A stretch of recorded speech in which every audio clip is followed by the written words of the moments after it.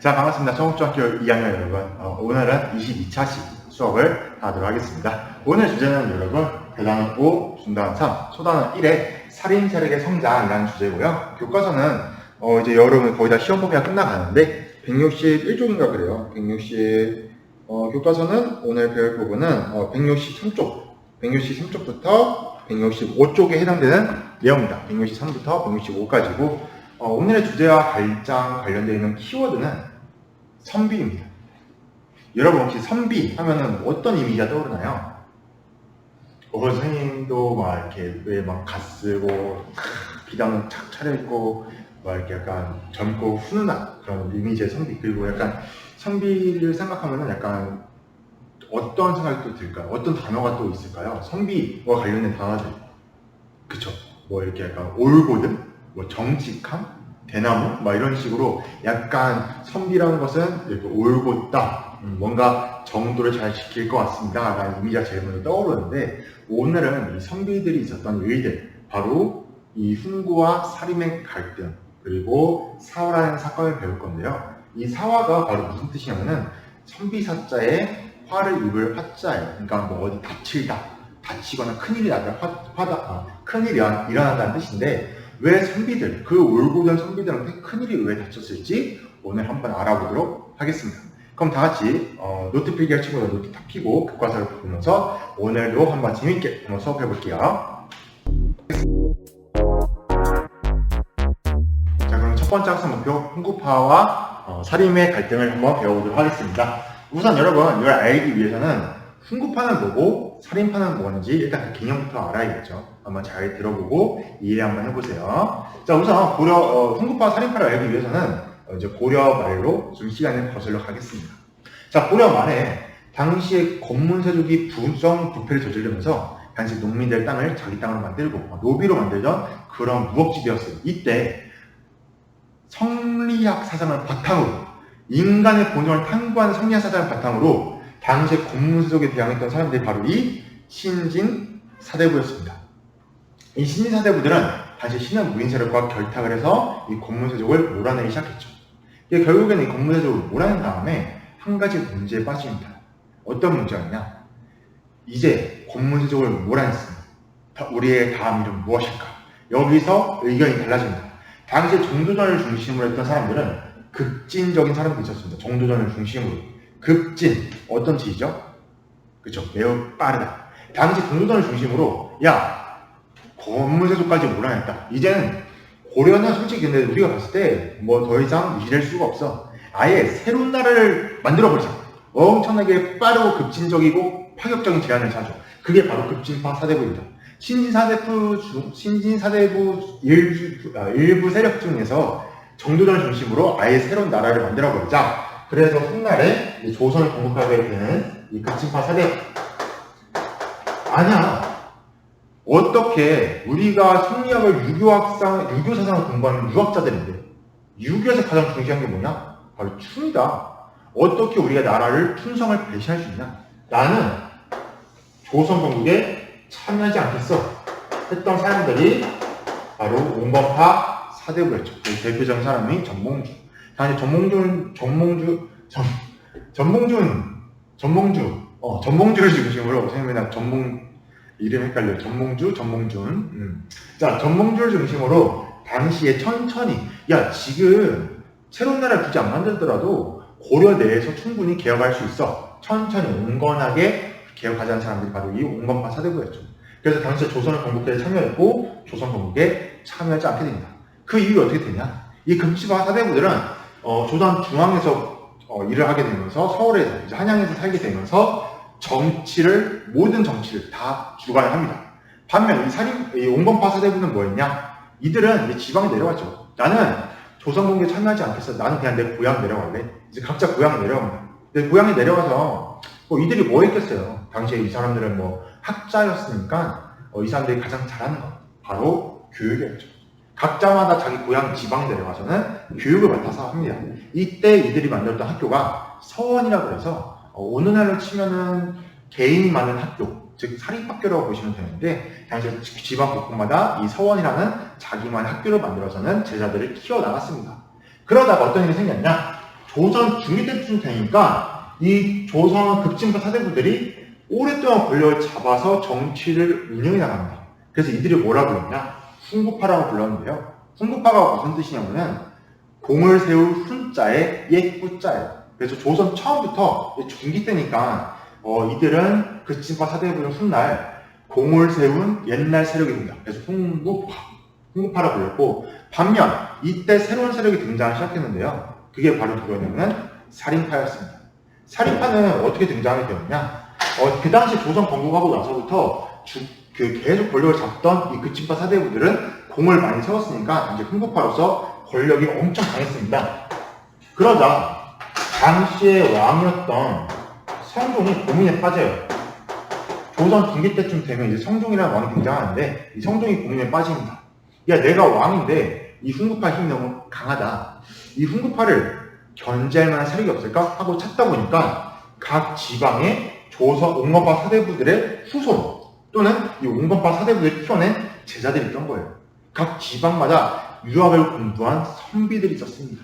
이 성종은 이 선비들을 등용하기 시작하는데 그들을 살인이라고 합니다. 그래서 성종이 살인을 등용하기 시작합니다. 성종 때 이제 등용하기 시작하는데요. 성종 때 이제 살인을 등용하기 시작합니다. 그래서 당시에 이 선비사자에 섣불리 있자예요. 그래서 지방에 있던 선비들. 그러니까 이들도 이 옹건파 사대부들도 한 조선 중기쯤 되니까 야, 우리가 이제 뭐 조선을 건국됐는데 어떡하냐?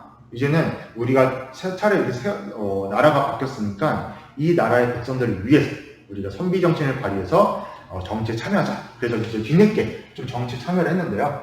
이들은 정말 갓 관리가 된 사람들이 그러다 보니까 성격이 아까 앞에서 얘기했던 선비들입니다. 올고달. 딱 성종이 이 올고된 사람들을 등용한 거죠. 등용을 했는데 어디다 했냐? 여러분 혹시 기억나실까요?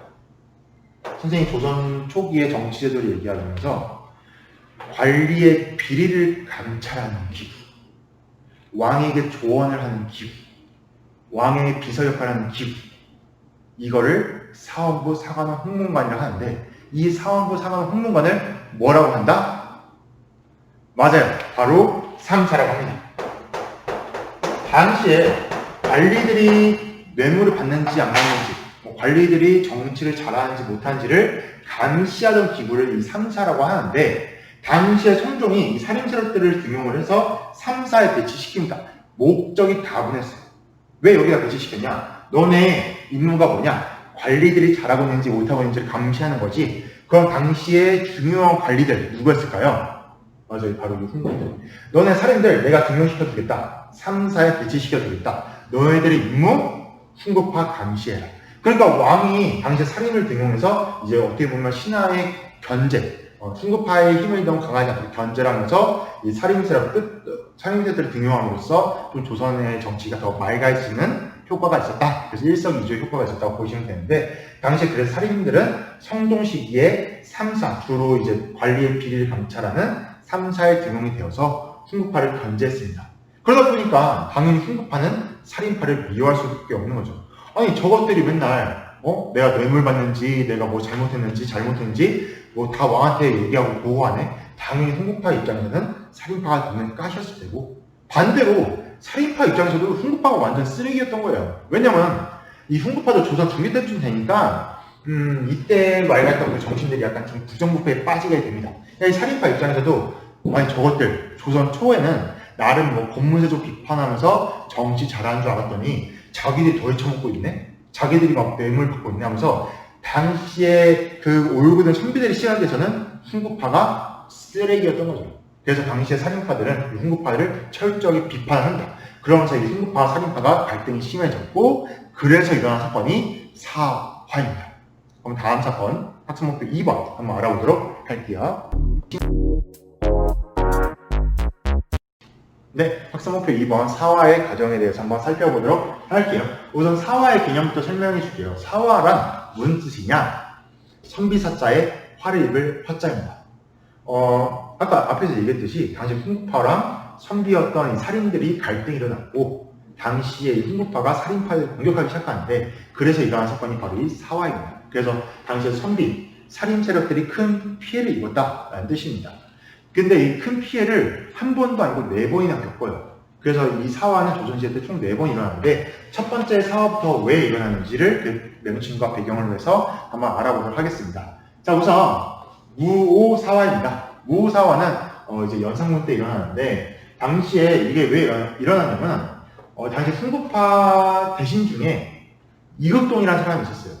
되게 기록이 보면 좀 약간 뇌물도 많이 받고 그랬나 봐요. 근데 이 이극동이 어떤 일을 했냐? 이제 연산군의 아버지 성종이 죽으니까 성종의 조선왕조실록을 편찬하게 되었습니다. 성종실록을 편찬하는 단남자가 돼요. 그래서 성종실록에 뭘 실을까 하고 이제 역사 기록들을 막 살펴본 거죠. 근데 이 기록들을 살펴보다가 뭘 발견했냐? 김일손이라는 살인이 이 이극돈이 그동안 뇌물 받은 걸 다 기록해버린 거예요. 근데 여러분, 이 조선왕조실록에 한번 그 기록이 되면, 죄송해요. 그게 한번 실록에 기록이 되면 앞에서 얘기했듯이 평생 흑과거로 남게 됩니다. 그러니까 이극동 입장에서는 절대 내가 뇌물받은 기록이 남겨졌으면 안 돼요. 그러니까 김일성을 찾아가서 제발 이 기록 좀 삭제해달라고 요구를 해요. 근데 김일성은 정말 살인 선비의 표상이라고 할 수 있어요. 그래서 김일성이 대쪽 같은 성격이죠. 그러면서 이것도 야 제발 나 이거 지워줘. 나 뇌물받은 거 맞긴 한데 야 얼마 안 받았어. 좀 지워줘. 했더니 김일성이 너 갑니다. 안 돼. 절대 안 됩니다. 그러자 이웃돈이 내 저놈을 내가 죽이리라 하면서 종소리 죄송해요. 그래서 당시에 이웃돈이 김일성을 탈탈 털어놓는다. 저놈 이 먼지 털어서 먼지나 안 나오는 사람 없다 해서 막 이웃돈 김일성이 뭘 잘못했는지 막 다 털었는데 진짜 하나도 안 나와요. 김일성이 정말 뇌물도 받지도 않고 진짜 청렴결백하게 관리를 잘 하고 있던 거예요. 그래서 이익동이 찾은 김일성의 약점이 뭐였냐면 김일성의 선생님이 김종직이라는 선비였는데 이 김종직이 옛날에 조의제문이라는 문서를 썼습니다. 이게 어떤 문서냐? 옛날 옛적 여러분 한나라가 공격되기 전에 초안주라고 잠깐 있어요. 초나라랑 한나라가 싸웠는데 그 초나라의 왕이 누구였냐면 항우라는 사람인데 이 항우가 원래 초나라의 왕이었던 의제를 죽이고 왕이 되거든요. 그러자 그런 사건이 있었어요. 그래서 김종직이 당시에 초나라 왕이었던 의제 부하에게 죽임당한 그 의제를 기리면서 조란 뜻은 기린다는 뜻이에요. 그래서 의제를 기리는 문서, 의제에게 바치는 위로의 말 이런 걸 딱 문서로 쓰죠. 그게 바로 조의제문인데 이게 문제가 됩니다. 이게 왜 문제가 되냐? 그 내용을 살펴보면 부하에게 죽임을 당한 왕의 넋을 기린다. 조선시대 때도 부하에게 죽은 왕이 있었습니다. 바로 단종이었죠. 그 단종을 죽인 사람 바로 수양대거든요. 즉 세조였는데요. 연산군 입장에서는 나의 증조할아버지, 나의 증조할아버지일 거예요. 그래서 나의 이 왕실의 그런 사건, 내 세조, 내 증조할아버지가 일으킨 그 계유정난을 얘가 비판을 한 거죠. 알고 보면. 그러니까 단종의 죽음을 기린 문서입니다. 결과적으로. 그러자 당시에 이국동이 잘됐다. 이거 왕한테 일러야지. 그래서 연산군을 찾아와서 전하 이거 보십시오. 김일손의 선생님이었던 김종직이라는 애가 있는데 얘가 조의제문이라는 문서를 썼다고 합니다. 이거 단종의 죽음을 기리고 전하 그 왕실의 세조를 비판하는 문서입니다. 그래서 연산군이 당시에 뭐라? 감히 우리 왕실을 비판해? 김일손을 데려와. 제거. 김종직 데려와. 근데 이미 죽었어요. 그래서 김종직 어떻게 하냐? 김종직의 시체를 꺼내서 부관참시합니다. 부관참시가 뭐냐면 이미 죽은 사람한테 죄를 어떻게 형벌을 줄 수가 없잖아요. 그래서 시체를 꺼내서 시체를 잘라버리는 행위예요. 이거 연산군이 그만큼 당시 분노를 해서 어떻게 우리 왕족을 모욕하냐 해서 당시에 이 살인사역대 일파를 막 제거를 합니다. 이게 바로 무오사화입니다. 선생님 어릴 때 외우기 쉽게 연산군이 조의제문의 이야기 듣고 화가 나서 무오라 해서 이제 무오사가 일어났다라고 가르쳤는데 그렇게 외우셔도 돼요. 아무튼 무오사가 일어났습니다. 그 다음 두 번째 사화는 갑자사화입니다. 왜 일어났을까요? 맞아요. 갑자기 일어났어요. 진짜 갑자기 일어났어요. 한번 보도록 할게요. 좀 외우기 쉬우라고 한 거예요, 여러분. 죄송합니다. 당시에 연산군의 어머니가 성종의 부인이었는데 폐비윤씨라고 합니다. 폐비윤씨라고 있는데 폐비윤씨는 기록에 따르면 시기와 질투가 좀 심했다고 해요. 그래서 성종이 뭐 다른 후궁들 찾아갈 때마다 좀 시기가 질투가 심했는데 이때 성종과 부부싸움을 하다가 성종의 얼굴을 핥혀버립니다. 근데 성종에서 얼굴에서 그래서 탁 스크래치가 나면서 이제 피가 쭉 난 거죠. 왕의 얼굴에 상처가 난다. 이거는 정말 여러분 용서할 수 없는 죄입니다. 그래서 당시 연산군 어머니 패비윤 씨가 패비가 돼서 내쫓김을 당하고 결국에 죽게 되는데 성종은 연산군이 이제 갓 태어났을 때 일이에요. 자기 엄마가 죽은 일이. 그래서 성종은 죽어도 자기 아들이 알면 안 되잖아요. 그래서 절대 100년 동안 패비윤 씨를 입 밖으로 꺼내지 말라고 하고도 죽어요. 그런 얘기를 하면서 죽기도 하는데 연산군은 어려서부터 뭐 우리 엄마가 왜 죽었지? 그런 것도 모르고 이제 산 거죠. 그렇게 살다가 당시에 진짜 조선시대의 간신의 대표였던 임사홍이라는 사람이 있어요. 이 임사홍이 권력을 잡기 위해서 연산군을 찾아갑니다. 찾아가서는 이 사건을 얘기해줘요. 사실 전하의 어머니가 패비윤 씨인데 어떻게 죽었냐면 후궁들이 당시에 성종의 다른 부인들이 모함을 해서 죽게 되었습니다. 라고 알려주면서 당시에 연산군의 할머니, 이 패비윤 씨의 외할머니죠. 그러니까 연산군의 외할머니가 딱 데려와서 외할머니가 이게 전하의 어머니께서 죽으면서 피토했던 그 수건입니다 하면서 막 어머니의 피토한 수건을 먹으면서 연산군이 막 열받아가지고는 우리 엄마 죽인 놈들 다 나와 해서 신하들은 막 다 죽여버리고 심지어 당시에 성종의 후궁들 어떻게 보면 자기의 그 배다른 엄마잖아요. 새어머니라고 부르시는데도 그 어머니들을 직접 때려 죽입니다. 이걸 본 할머니 또 충격을 받아요. 연산군의 할머니는 충격을 받아서 쓰러져서 진짜 곧바로 돌아가세요. 그러니까 완전 연산군이 이때부터 미쳐버립니다. 이때부터 여러분 그 영화, 그 형이 가장 좋아하는 역사 영화 중에 왕의 남자라고 있는데 그 연산군 한번 예고편 한번 봤어요. 그 연산군 연기하시는 연기자 보면은 눈빛이 제정신이 아니에요. 실제로 연산군 이때부터 진짜 거의 미친 듯이 신하들을 다 죽여버리고 막 흥청흥청 놀기 시작하거든요. 그래서 당시 연산군이 어머니의 패비윤 씨와 관련된 사람들을 다 불러다가 다 죽여버리죠. 이게 바로 갑자사화입니다. 근데 이때 너무 많이 죽였어요. 진짜 연산군은 뭐 살인파, 황급할 것 없이 그냥 신하들 막 죽여버린다. 그러면서 임사홍은 점점 승승장구를 해요. 그러자 당시에 수많은 신하들이 모여서 더 이상 연산군을 왕으로 떠받들 수가 없다. 그래서 반정을 일으키죠. 그게 바로 그래서 새로운 왕실의 한 명을 왕으로 수대를 하고 연산군을 몰아내는데 이걸 반정이라고 합니다. 정국을 바꿔버려요. 이때 왕이 된 사람이 중종이었고 당시 연산군을 몰아내고 중종이 왕이 됩니다. 그래서 중종 반정이라고 하죠. 그래서 당시 갑자사화의 결과는 중종 반정으로 끝났다. 그 다음 중종이 정치를 하는데 당시에 중종은 나름 자기 연산군 형이었거든요. 그래서 내 형과 같은 정처를 밟지 않기 위해서는 내가 정치를 잘 해야겠구나. 그러면 정치를 잘 하기 위해서는 훌륭한 인재를 뽑아야겠다. 그래서 이때 등용했던 인재가 바로 그 유명한 조광조입니다. 여러분 진짜 조선 중기 때 가장 유명한 역사 인물 중 하나 뽑으라면 조광조예요. 조광조가 어떤 인물이냐? 아까 선비하면 뭐예요? 대쪽 같은 성격, 올곧은 성격 이런 얘기를 했잖아요. 정말 선비의 모범. 선비하면 조광조, 조광조하면 선비. 이렇게 생각하시면 됩니다. 당시에 그래서 당시 중종은 이 선비 중에 선비 조광조를 등용을 해서 조광조에게 개혁 정치를 시키라고 합니다. 너가 지금까지 잘못된 정치, 훈구파들에 의해서 잘못된 정치가 있다면 너가 정치 이끌어 나가라. 그래서 조광조한테 많은 권력을 주는데요. 정말 조광조는 대쪽 같은 성격으로 선비의 정신으로 정말 깨끗한 정치를 위해서 엄청나게 정치를 해나가는데 문제가 하나 있었어요. 조광조의 가장 큰 문제. 그 문제가 뭐였냐면은 정말 선비 중에 선비이다 보니까 융통성이 제로였습니다. 당시에 조광조가 얼마나 융통성이 없었나 그걸 보여주는 사례가 있는데요.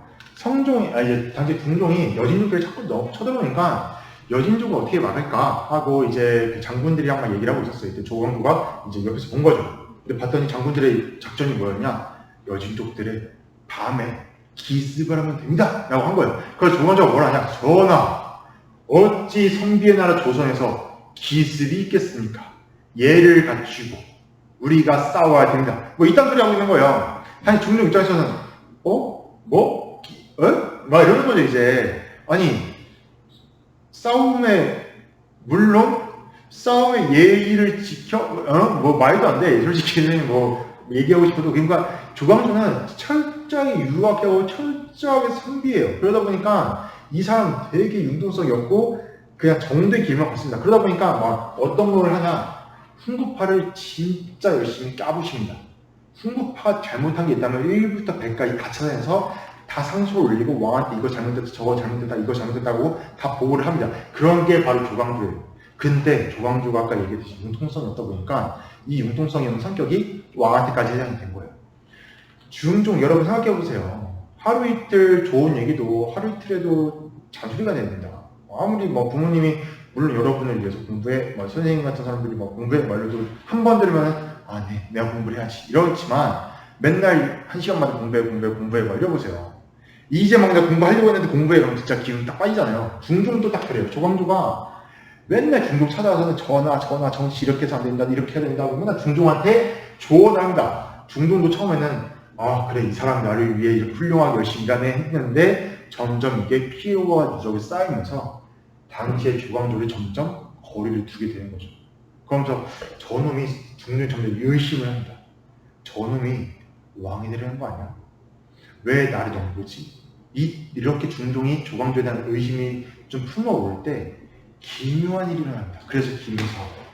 장난이에요. 여러분 진짜 이거 참고로 무호사 갑자기 기묘사 진짜 이 단어 뜻 아니에요. 이거 자축인묘 진사원 신여술에 가불병정 무기 경신이 일개 유식가짜 연도 세는 방법에 따라서 하는 거지 뭐 진짜 기묘한 일이 있어서 기묘사 붙인 거 아닙니다. 근데 그냥 외우기 쉬우라고 기묘사라고 한 거예요. 혹시 선생님이 지금 유식갑자 그게 뭔 말이에요? 막 모르겠는 친구들은 네이버에 육식각자 한번 쳐보세요. 이게 뭔지 한번 꼭 보세요. 이거 상식입니다. 아무튼 기묘한 일이 일어나는데 어떤 일이 일어나냐, 조선 궁궐 뒤편에 나뭇가지에 주초위왕이라는 한자가 발견돼요. 나뭇가지마다 주초위왕 막 이렇게 적혀있는 거예요. 그래서 당시 중동 이거 보고 이게 도대체 무슨 뜻이지? 주초위왕? 아니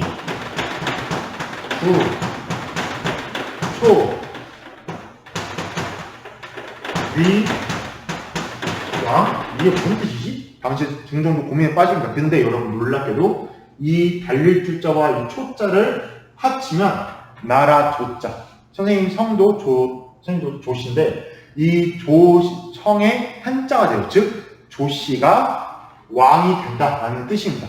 그래서 당시 이렇게 기묘한 나뭇가지 주초위왕이 적힌 나뭇가지가 발견되면서 중종이 조광조가 욕심을 품었습니다 하는 신하들의 의견에 따라서 조광조를 사형시켜버리고 이때 조광조를 따라서 다시 등용된 사인들을 다 제거한 게 바로 기묘사화입니다. 기묘사의 배경은 어떻게 보면 약간 조광조의 융통성 없는 성격 때문에 일어났다. 그 당시에 훈구파들이 당시에 그만큼 조광조를 싫어했다. 왜냐하면 조광조가 훈구파를 다 비리를 감찰하니까. 이렇게 보시면 돼요. 그래서 일어난 게 바로 기묘사화고, 마지막 을사사화는 정말 일사년스럽게 일어나는데요. 이게 왜 일어났냐면은 당시 중종이 죽고 나서 중종에게는 부인 둘이 있었어요. 첫 번째 부인이 장경왕후, 그리고 두 번째 부인이 문정왕후인데 장경왕후의 아들이 이제 훗날 인종인데 당시에 문정왕후도 아들이 하나 있었어요. 근데 당시에 이미 그 인종이 어렸을 때부터 세자책공이 된 상태라서 문정왕후가 이 인종을 되게 싫어합니다.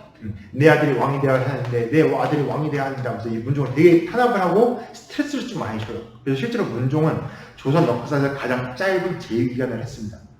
죽은 원인은 굶어 죽었어요.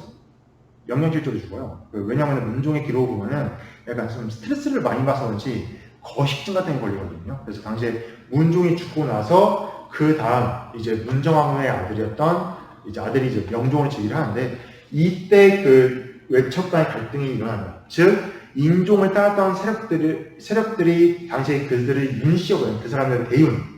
당시에 그 명종을 따랐던 사람들을 소윤이라고 그랬는데 이 대윤파와 소윤파 당시 외척들끼리 싸우면서 일어난 사건이 일사사화다. 그래서 인종과 명종의 왕위 계승 문제 때문에 사화가 한 번 더 일어나는데 그게 바로 일사사화다. 그래서 사화는 훈구파와 살인파가 서로 갈등해서 일어났고 그에서 일어난 사화의 과정. 하지만 훗날 이 결과는 다음 시간에 배워보도록 할게요. 그럼 사화의 결과는 무엇이었냐? 과연 그 이후에는 어떤 일이 있었는지는 다음 시간에 배워보도록 하겠습니다. 그래서 여러분 오늘 수업 내용 제가 정리를 하면은 사화라는 것은 선비들이 큰 피해를 입은 사건인데 이 사건에 일어난 이유는 당시에 풍류파와 살인파가 갈등이 있었다. 그 과정은 우호각자 기묘일사로 이렇게 4번 일어났다라고 기억하시면 됩니다.